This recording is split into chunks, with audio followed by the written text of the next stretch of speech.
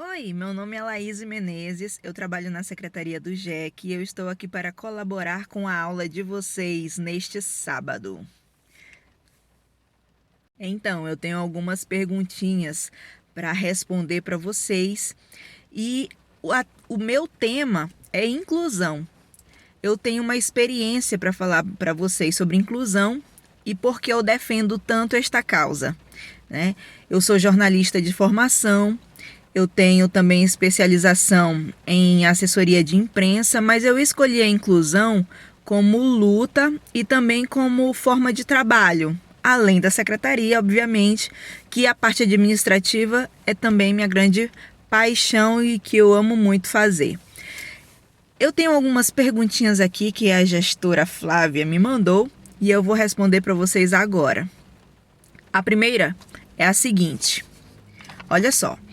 A sua luta começa com você grávida de Belit, com 2 anos e 8 meses de idade, recebendo uma notícia que mudaria a sua vida e de sua família para sempre. Nos conte desde o início. Pois é, Belit é a minha primeira filha. E a minha primeira filha, como está aqui na pergunta, tinha 2 anos e 8 meses. Eu estava grávida do meu segundo bebê, que é o Aquiles. Hoje, os dois estão com 10 e 6 anos, respectivamente. Mas na época, em 2013, eu lembro como se fosse hoje, dia 8 de dezembro de 2013, Belit estava com 2 anos e 8 meses. E era um domingo. Eu e meu esposo, João, gostávamos muito de motociclismo. Éramos ligados muito à cena rock and roll. Ele tinha banda. Eu também tinha coluna de rock, eu já fazia parte da cena da imprensa daqui local, perdão, e fazia também, a gente fazia parte também da parte cultural aqui, mas a gente gostava muito de se aventurar, gostava de passear, ia para a Serra do Tepequém, fazia uns rolezinhos de moto bem legais assim. Nesse dia, como eu estava grávida de 4 meses, ele foi para as corredeiras do Bem-Querer. E quando ele estava voltando, aconteceu um acidente com ele. E aí, quando deu umas 6 horas da tarde, dia de domingo, ele não costumava voltar tarde, porque no outro dia já era dia de trabalhar e tudo mais. Ele não costumava chegar tarde assim. E aí ele demorou para chegar e dava 6, dava 6h30, dava 7, dava 7h30, dava 8, até que tocou o telefone da minha casa. E o da minha casa não costuma tocar muito assim, né? E a gente geralmente ligam pro celular. E aí eu atendi meio desconfiada assim, e era o médico do SAMU. Olha, senhora, é a Laís. Oi, sou eu sim. Aqui é o fulano de tal, médico do SAMU. O seu esposo me passou o número do seu telefone. Ele sofreu um acidente aqui nas imediações do Mafir. Ele está consciente, mas ele vai demorar um pouquinho para chegar no hospital. Aí eu, o quê? Eu falei, meu Deus do céu. Aí... mas não se preocupe, ele está consciente. Nisso, eu já preparando meu psicológico, né? Para ver como ele chegaria no hospital. Só que não deixaram eu ir ao hospital de jeito nenhum. Aí os familiares, os amigos, eu já comecei a comunicar aos amigos, aos familiares. E, enfim... foi um acidente super grave. Uma Amarok colidiu com ele por trás, né? Eles estavam indo na mesma direção. Uma Amarok passou praticamente por cima dele e acabou que ele ficou paraplégico. E estamos aí há 8 anos, né? Lutando para a nossa liberdade inclusiva, né? De liberdade de felicidade e tudo, e liberdade mesmo física, né? que tudo é uma questão ainda de readaptação da vida. E isso aí foi a maior reviravolta das nossas vidas. E a partir daí tudo muda. Pergunta 2. Qual a importância da sua luta para os seus filhos? Bom, eu acredito que os meus filhos, eles já entendem que a nossa luta, ela é para uma mudança igualitária, né? A Belit, ela sofreu a transição de um movimento onde a gente não entendia o que era inclusão, e depois a gente teve que modificar o nosso pensamento também sobre o que era inclusão, porque apesar de a gente já ter um pouco de consciência, a gente não sabia o que era a navalha na carne, né? Mas o Aquiles, ele já nasceu sabendo, ele já nasceu entendendo, e ele sempre foi muito ajudador naquilo que lhe competia, né? Então ele sempre foi muito prestativo e solidário a tudo. E ele também tem um universo dele bem diferente, que tudo é muito real, é muito diferente para ele ser uma pessoa que faz diferença no mundo, assim, né? Então vale a pena estar neste momento para poder a pessoa dar uma evoluída. E eu espero que, mesmo a gente estando vivendo isso, a gente tenha aprendido alguma lição para poder passar para alguém, né? Porque nem sempre isso acontece. E eu acho que quando a gente passa por isso, a gente também cresce como pessoa. Terceira pergunta fala se eu já me perguntei por que eu. Nunca me perguntei, pelo contrário, eu acho que cada pessoa tem sua missão, e a minha missão eu acho que é essa mesmo. Eu nunca me senti assim tão desamparada, eu acho. Eu acredito que a vida segue o curso e esse é o meu. Simples assim. A quarta pergunta é como o João lida com isso. O João, ele tem um pensamento muito particular. Ele não aceita a situação de deficiente físico, mas ele já consegue lidar melhor com isso. No sentido de que existe possibilidade além de ficar dentro de uma casa, entendeu? Meio que isolado, abandonado, né? Por exemplo, nós fizemos uma viagem agora no início do ano, mesmo que em meio à pandemia, conseguimos um lugar um pouco mais isolado para poder assim espairecer um pouco, renovar as forças, as energias e a saúde também, porque dentro de casa a gente estava adoecendo. E conseguimos ir para um lugar de praia, e ele conseguiu, pela primeira vez em 8 anos, entrar no mar. E para ele foi uma coisa espetacular, assim. Ele mal conseguia acreditar, e ele todos os dias praticamente entrou no mar. Coisa assim que eu não vejo ele aqui entrar em rio, ir a um parque aquático. Ele tem muito receio dos olhares das pessoas. Então ele se sentiu muito livre, né? E ele conseguiu curtir alguma coisa, realmente. Porque ele não consegue ainda se aceitar muito bem. Apesar de que eu acho ele a coisa mais linda do mundo. O que significa incluir socialmente no mundo? É essencial, porque a inclusão social deve ser natural.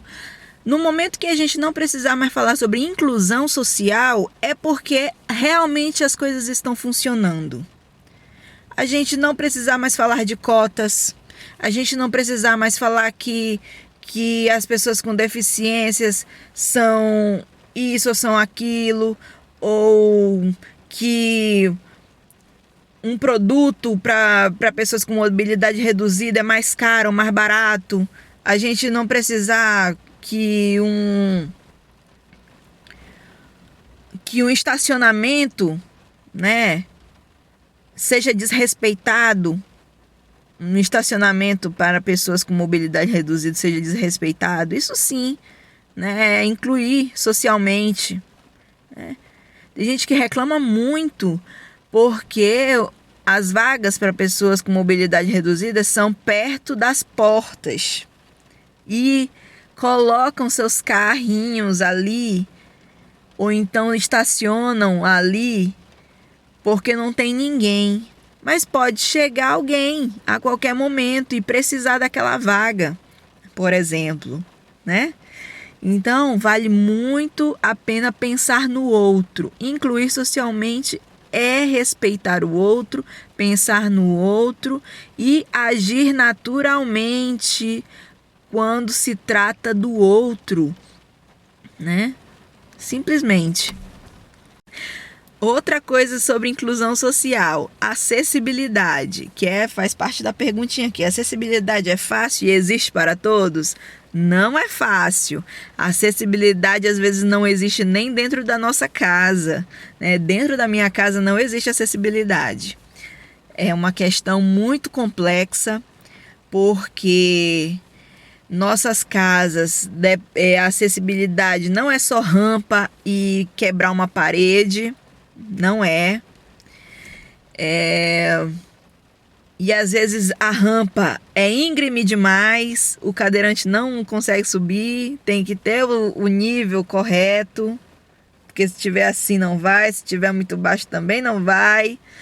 Então, é muito difícil falar sobre acessibilidade, porque a acessibilidade e a inclusão social são peças fundamentais para a independência das pessoas com mobilidade reduzida, das pessoas com deficiência, porque emprega a independência das pessoas.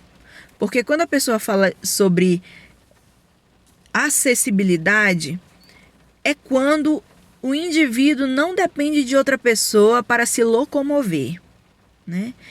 Aqui no Brasil especificamente, a gente usa muito da boa vontade do outro. E ainda bem que existe essa boa vontade do outro e as pessoas se oferecem para ajudar. Porque já pensou? A gente é bom, a gente é solidário. Porque se dependesse mesmo da acessibilidade da cidade, a gente estava muito, vou nem falar a palavra. Porque a gente passa por cada perrengue quando a gente passa por aí. Na minha casa mesmo, existe uma calçada. Tudo bem. Mas entre uma casa e outra existem 2 postes no meio da calçada. Como uma cadeira passa ali? Nunca. A gente passa pela rua para depois passar pela calçada, né? Isso são coisas mínimas que se tornam um problemão, porque se a rua for movimentada, tem os carros. E se estiver chovendo, dá um banho na gente. Então, isso é um problema, porque apesar de tudo, mesmo que não seja um dia chuvoso, lugar de pedestre é na calçada. E se a calçada não for adequada, né? Nem pedestre que anda e nem pedestre que não anda não vai ser suficiente. Voltando a falar sobre a viagem que nós fizemos, aí a gente fala sobre a questão do lazer, sobre a questão da acessibilidade, sobre a questão da felicidade, sobre a questão do ir e vir, né? A nossa experiência como viajantes mostrou pra gente que podemos sempre nos dar essa alegria de passar momentos felizes mesmo com roteiros um pouco menos acessíveis. Nós não temos acessibilidade na cidade, em todas as cidades do mundo. Dizem, isso eu pesquisando por aí, né? Dizem que a cidade mais acessível do Brasil é Uberlândia, que fica em Minas Gerais. Dizem. Tirando Uberlândia, nenhuma outra, certo? Mas vamos lá. Vamos fazer um turismo adaptado por aí. Temos que ficar pesquisando até encontrarmos. Fomos parar em Porto de Galinhas. Nós moramos em Roraima. Até que cheguemos em Porto de Galinhas é chão. Vamos dizer aí uns 3.000 quilômetros. Para mais. Saímos de Roraima, pegamos ônibus, pegamos avião. Apesar da aviação ser muito melhor para o transporte de um cadeirante, ainda assim nós temos alguns transtornos com relação a esse transporte, porque os aviões são estreitos. Nós temos que nem todos os aviões conseguem que o cadeirante chegue até a poltrona. Por quê? Por causa desse estreitamento. Então tem que carregar o cadeirante até a poltrona. Ou então se pousar no meio da pista, precisa daquele caminhão elevatório para poder sair do avião, porque por escada não rola. Então tudo isso leva em consideração o tempo que a gente perde, e sem contar que nós somos sempre os últimos a sair da aeronave. Sempre. É praxe. Todo mundo sai e a gente permanece, a gente já sabe disso. Normal, já é comum, né? E a gente já sabe disso, esperamos sentadinhos a nossa vez, né? Mas no final das contas vale muito a pena, porque a gente escolhe as paisagens, né, para compensar o translado, né? Outra pergunta bem interessante é: quem é a sua prioridade? Quem são as minhas prioridades? A minha prioridade hoje, principalmente depois do acidente do João, é a minha família, minha saúde e meu trabalho, né? Não importando qual trabalho seja, né? Não importa o dinheiro que eu ganhe. Eu acho que se eu tiver um trabalho tranquilo, um trabalho que me dê felicidade, é o trabalho que eu quero estar, certo? E as minhas prioridades são realmente felicidade e união das pessoas que eu amo, que estejam perto de mim, daquelas pessoas que realmente me agradam e que eu consiga, assim, mostrar o que eu passei seja inspiração para que as pessoas consigam passar de maneira diferente e com mais felicidade, eu acho. Sim, para que não passem alguns perrengues que eu passei, né? Consigam fazer um pulo, né, do que eu passei com melhorias. Se eu faria tudo de novo, faria. Porque não é uma escolha. Quando se fala de alguém que está na sua lista de prioridades, não é uma escolha, é uma missão dada. E missão dada é missão cumprida, né? Se está na sua lista de prioridades, você não tem escolha. Está na sua lista de amores, você já está lá. Simples assim. Faria tudo de novo, quantas vezes forem necessárias. Última pergunta: se eu sou feliz? Sou demais. Cara, a felicidade é a essência, né? Felicidade é a essência. Às vezes você tá tristinho, a tristeza não tem nada a ver com infelicidade, né? E nem a alegria com felicidade. Às vezes você tá alegre, mas não é feliz, né? Eu sou muito feliz porque eu tenho muita gratidão no meu coração, assim, pela oportunidade das minhas segundas chances, né? Pelas segundas chances, tanto na minha saúde quanto na saúde do meu esposo, as oportunidades dos meus filhos estudarem, né? Mesmo em tempos de pandemia, né? Eu tenho muito a agradecer também. E nada pode tirar essa felicidade de mim. Nunca. Felicidade é a essência. Enquanto eu puder sorrir de graça, do nada, isso para mim é felicidade, né? Ah, olha só. Deixa aqui no grupo se você tem esse olhar para a inclusão social. Ao entrar em um lugar, você pensa em acessibilidade? Se você tem esse olhar, digita aí embaixo, tá? Eu espero que eu tenha contribuído com vocês. Espero vocês na secretaria muito em breve. Quero conhecer vocês, viu? Um beijo enorme, boa aula e até breve. Tchau, tchau.